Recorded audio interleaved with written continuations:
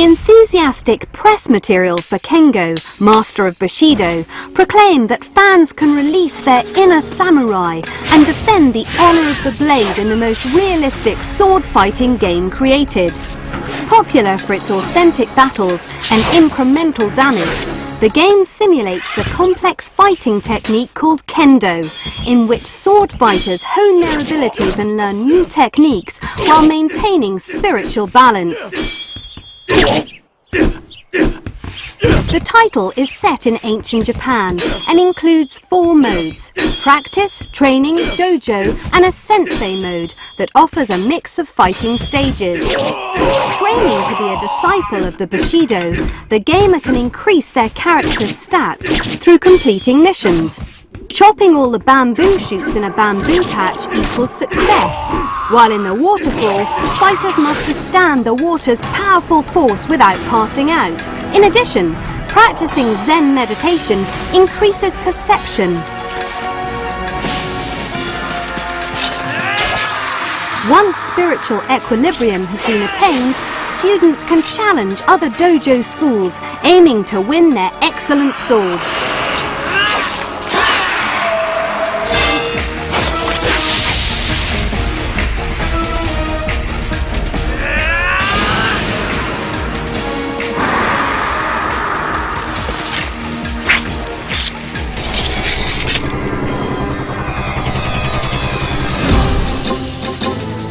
Thunder Tanks is an over-the-top tournament where the contenders battle it out using tanks. DL presents Friday Night Thunder Tanks, where every night's a fight for survival.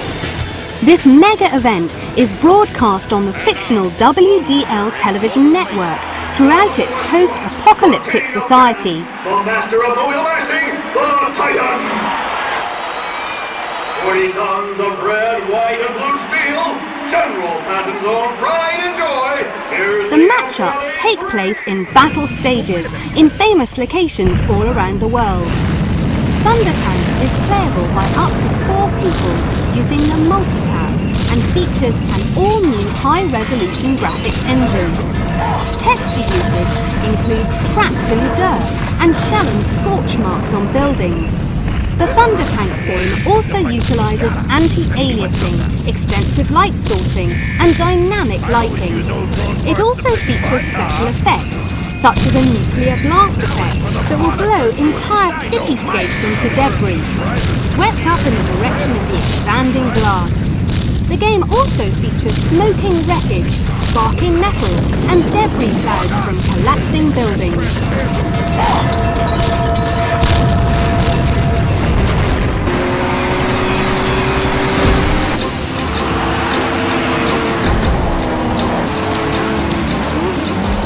As well as the new demo we feature on our DVD this month, we thought we would show you the delights of the Rome course in the forthcoming Gran Turismo 3A spec. As you can gather from all the GT loveliness we have this month, the game has received yet another upgrade in the graphics stakes, making it by far the most impressive driving game yet seen on the planet.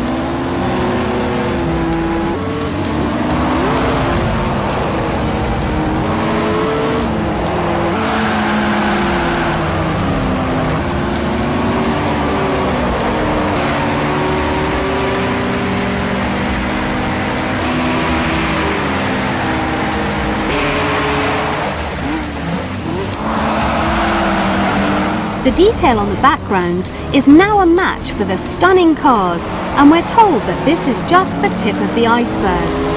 Key parts of the game, such as the nighttime driving and rain-soaked circuits, are still yet to be revealed to us. However, you can get a tantalizing preview if you take a look at the magazine.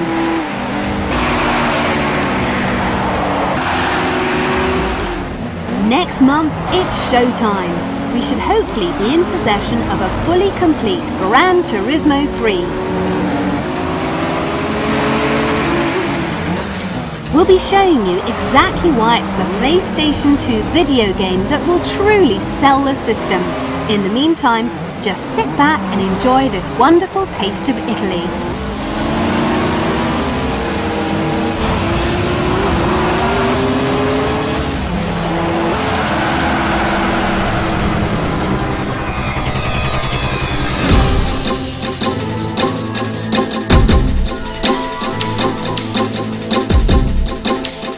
Wii games are coming in force to the PS2. The rush to land a smash hit on Sony's console is here and now. And the great thing about this new wave is that the creative PC developers are bringing good ideas to a new system. So in comes Terminal Reality and its 4x4 Evolution, an SUV and big truck off-road racer that has graced two systems to date, the PC and Dreamcast. 4x4 Evolution may take sports utility vehicles and truck racing into a new realm of racing altogether. Much like Smuggler's Run, which enables players to race anywhere they can see, 4x4 Evolution also enables players to race anywhere on the game's sprawling terrain. And depending on the truck, its setup and part selection, players can race straight up steep mountains and over to the other side. But what makes 4x4 unique is its focus on realistic physics and emphasis on rugged truck racing.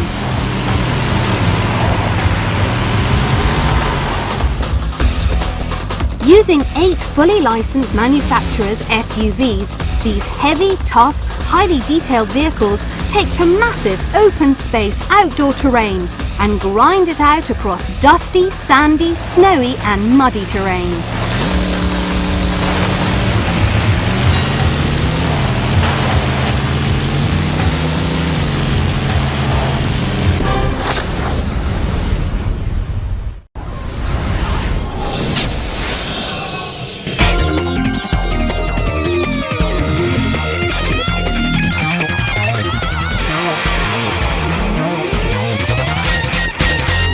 The Bouncer!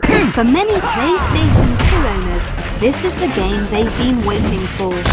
Originally shown when the PS2 was revealed in Japan, the World and his brother have been quietly awaiting what should be a revolutionary fighting game. The Bouncer!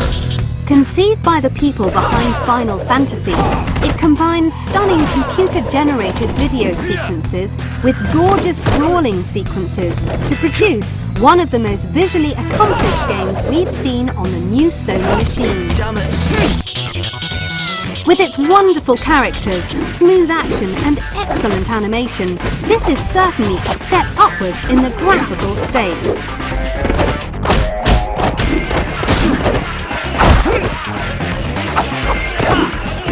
Hey, come on!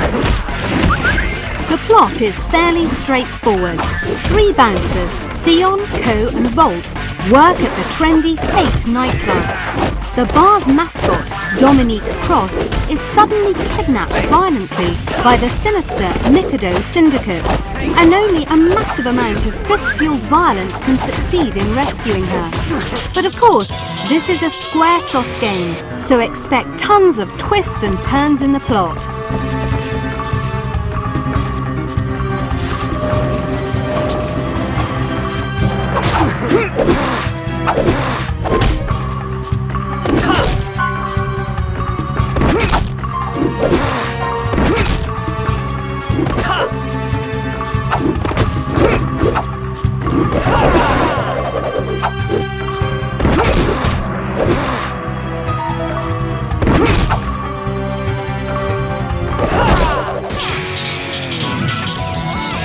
You sure are confident.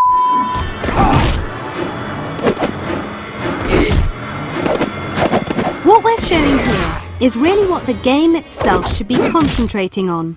Hey, Excellent come gameplay and shed loads of wonderful graphics. But the biggest criticism of the game is that the movie sequences last for ages and the loading times are atrocious, especially in the centerpiece of the game, the story mode. The fighting action itself is tremendous, especially on the stunning-looking Trinity moves each character possesses, that shows all 3 bouncers combining to finish off their enemies. The pace of the game is broken up by the videos, but also by the system of spending bouncer points on new moves or better player stats. Completing the game about 5 times over gives you all the points you need to create 3 ultimate bouncer warriors. But why bother? Well, powering Powering up your characters also enhances the other fighters that you unlock during the game. These fighters can be used in the other modes of the game, the survival and versus modes. These are excellent fun because it's pure fighting action with no interruptions.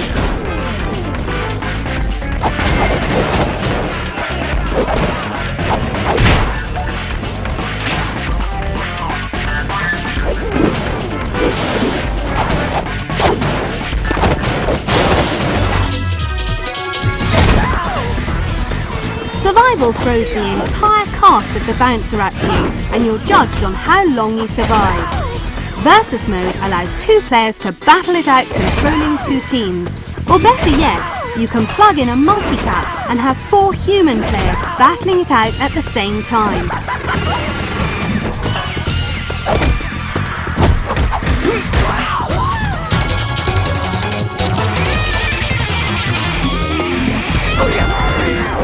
Hey, come on!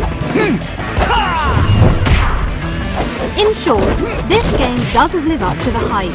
There are lots of irritations in it, which is a shame, because underneath the flashy videos and long loading times is an excellent fighting game with some wonderful characters.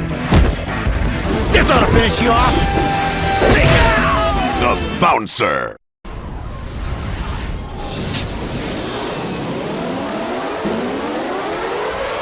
Originally promoted as Formula 1 2000, Studio Liverpool have wisely held on to this title, avoiding the glut of 2000 F1 games and giving them the chance to include all the latest season's data. But the question is, what has the extra development time done for the newly branded Formula 1 2001? Well, they've actually been concentrating on the way the cars handle. Rather than disguising a weak physics engine with a heap of tunable features and game options, they have actually put in some considerable effort to make sure that the cars behave in exactly the way you would expect. Now you can, with a bit of skill, bring your vehicle gliding around those corners rather than just throwing it into a spin that leaves you staring at the oncoming pack. This isn't to say that the tuning and features have been ignored. There are various difficulty settings and other options to simplify your game or make it more realistic. Automatic gears, traction control, ABS, and Colin McRae-style corner arrows giving the beginner all they need to get into the game. But if you want to play on the hardest levels, then you're going to have to learn to do your own gear shifts. The pit crew and race strategy are also well thought out. Your crew will keep in contact with you all the time, letting you know if there are any problems with your car. Then it's up to you whether to pull in and let the fully animated 17-strong pit crew put your ride back together, or to carry on and risk a small fault expand into a crippling disability.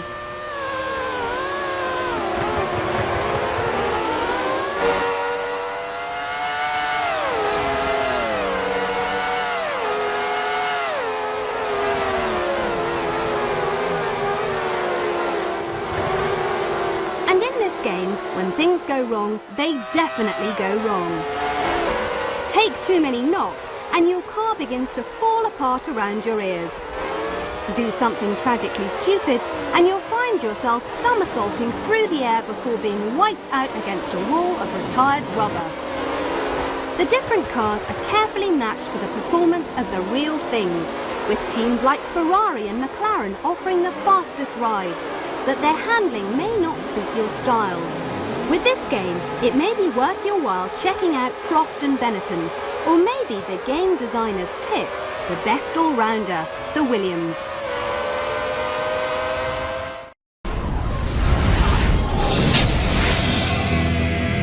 Welcome to Cool Borders Code Alien, the first PlayStation 2 Cool Borders game. Developed by the series' original creators, Web Systems. Joining the ever-increasing range of visually impressive PS2 snowboarding games, Cool Borders finds itself between the fantastic presentation of EA's SSX and the hardcore sim style of Konami's ESPN Winter X Games snowboarding. The formula is along the lines of what we have come to expect from the Cool Border series, stunt-accented racing, but naturally with better graphics and animation than we have seen before. To begin, the extreme competition is about to begin. Out of bounds, awesome show. Ready? Go! It's showtime! The game consists of 7 modes, some of which accommodate super thrilling 2-player trials. This would be a prime spot to shift nose grab. Extreme mode is a straightforward combination of racing and trick challenges in a single long varied course. You'll need skill as well as speed to make it through, along with a knack for finding shortcuts.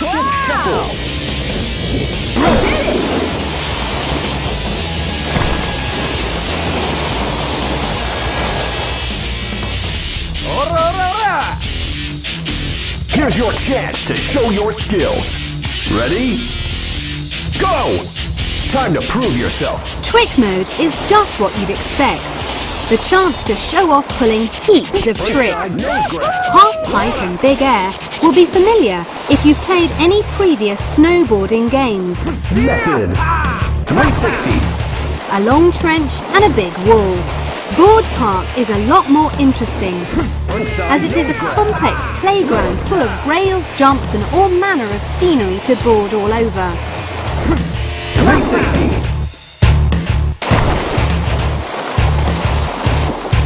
You slouch, I ban. Excellent.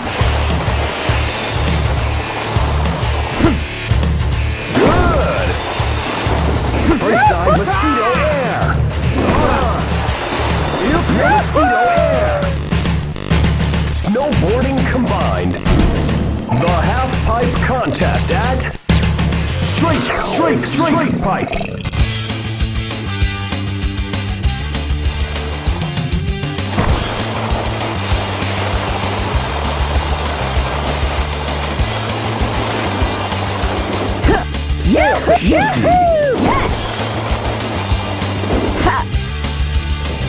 Okay.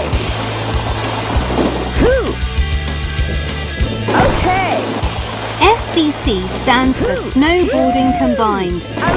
And this mode too is a combination of racing and tricks, but this time divided into 2 distinct sections. Each level has a trick section, looking for the best score possible in one of the trick mode courses, followed by a speed section, heading downhill as fast as possible. Each stage features 8 opponents, with the highest scorers earning points towards success in a larger series.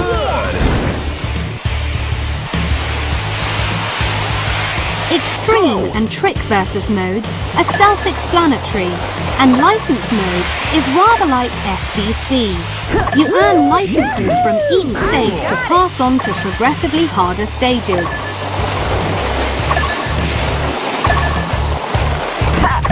Trickmaster requires constant repetition of the same trick style, increasing in complexity as you make your way down an endless series of ramps until you master the trick.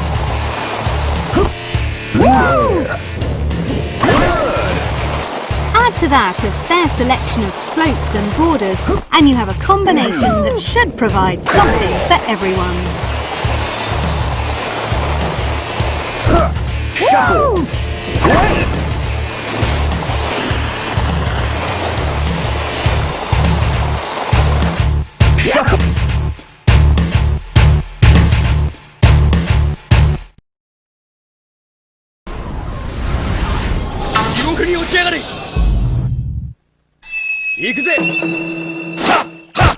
The cinematic gaming experience has become increasingly popular over the recent years, with such titles as Metal Gear Solid and the Final Fantasy series leading the way.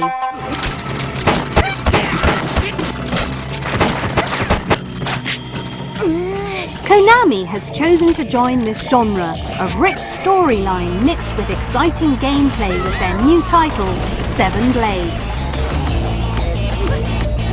Seven Blades is loosely based on a true story and is set on the 400-year-old man-made Japanese island Dejima, Nagasaki. This is an island with a history. When Japan began its period of national isolation through the 17th to 19th century, Dejima was the sole contact with the outside world. Originally a Dutch trading town, it became Japan's only international port. The area also has a tumultuous religious history, with the execution of priests in the 16th century and a Christian uprising sending the island into a frenzy a century later. All this historical background was then given to Japanese filmmaker Kaizo Hayashi, a master film noir director with a history of emotional and periodic dramas, along with more action-orientated samurai movies.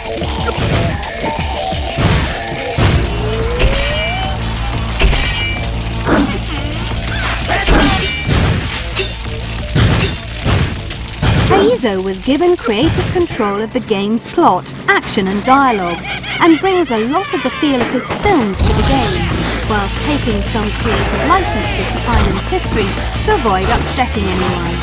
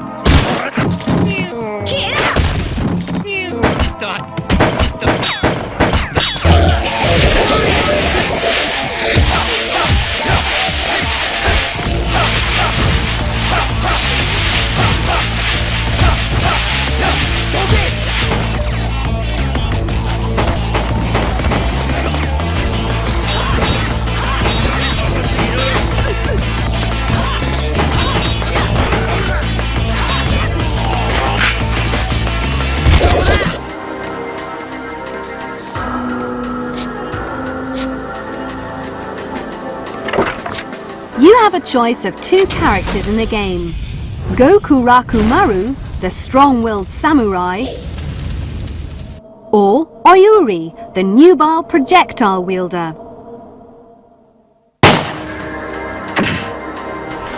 Each has their own range of weapons, including razor-sharp katana, the explosive grenade launcher, and a devastating Gatling gun. Our heroes have been sent to the island to investigate a religious uprising that has claimed the lives of the previous investigators the government has sent.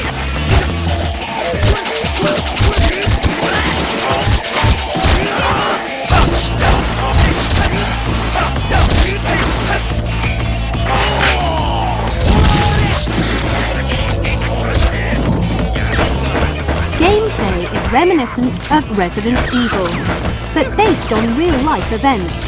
Composed of 3D action and cinematic storytelling, Seven Blades varies the viewpoint to suit the particular scene, following the character for combat situations and then becoming first person for stealth or projectile attacks. All the way through, there is a focus on beautiful visuals and highly interactive gameplay, enough to keep everyone entertained. 大丈夫かい？だらしないね。姉さん、もう3人じゃねえ。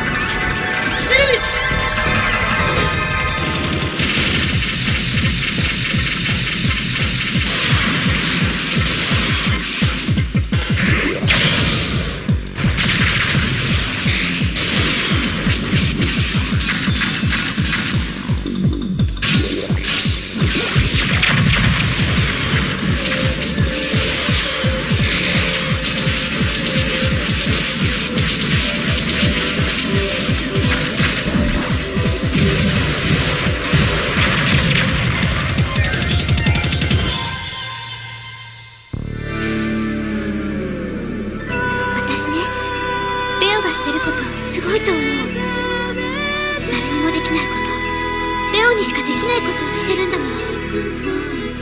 見直した。もうやめようよ、こういうの。お前のそういうところが気に入らないんだよ。僕のせいだ。僕のせいでみんな死んだんだ。あなたが私を助けてくれるんでしょ。どうして私を助けたのですか。私は命のないただのプログラムです。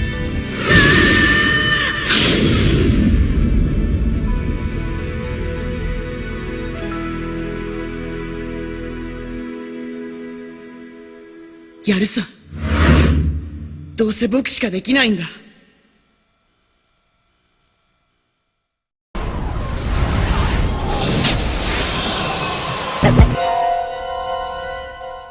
Cyberscan, the real Lennox. I can actually see it visually. Aliens from outer space, from some other solar system, finally here.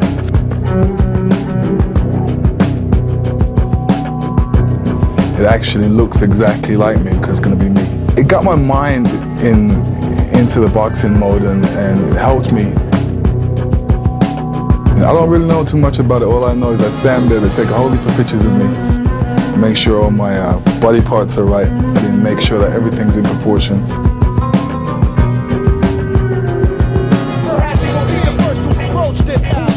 Never see eye to eye with the likes of us, cause we're too damn technical.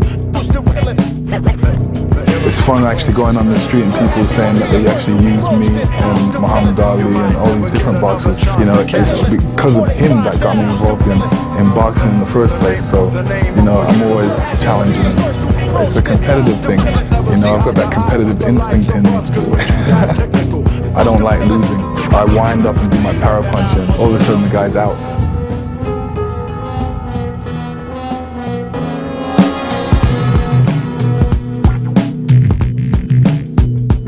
I'm not satisfied. There's still a couple people to get knocked out. I actually tried Holyfield. I knocked him out a whole heap of times, but you know I'm undisputed, baby.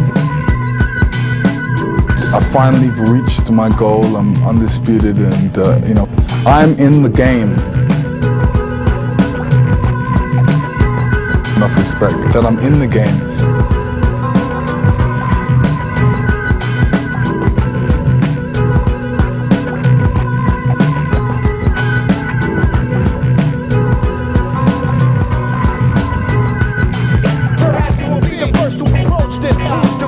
You might never get another chance to catch it before they find out who's the realest. The name unforgettable. Perhaps you will be the first to approach this. Who's the realest? Never see eye to eye with the likes of us, cause we're too damn technical. Who's the realest? Knockout Kings 2001.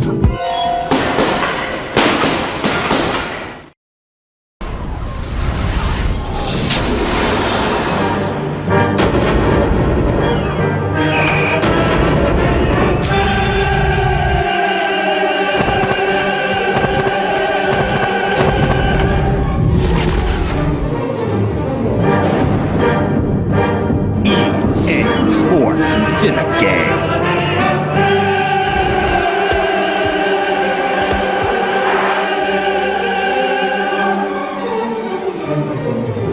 In 1994, the FIFA video game series began, born with one aim, created in one image, football.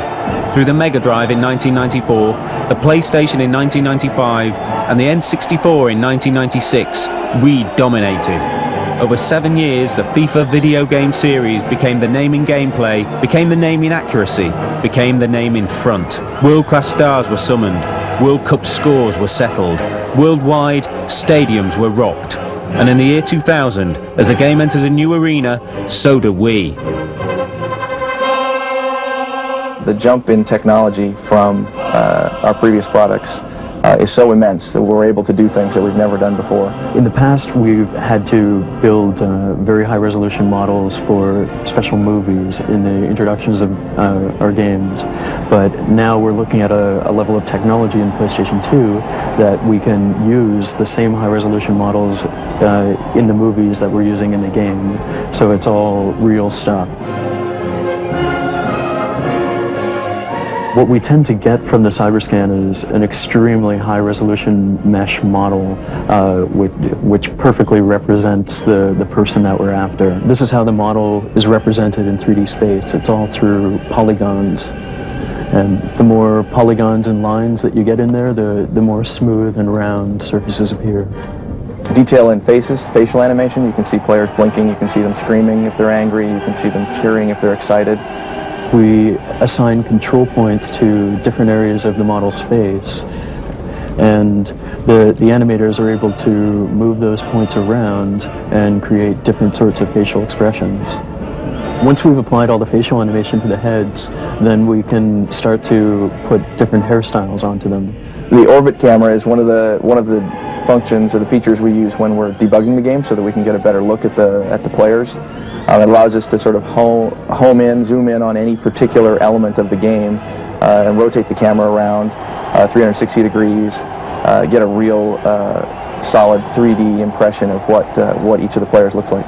We've doubled the amount of animation that are on the players, so you'll see the players doing things that they've never done before.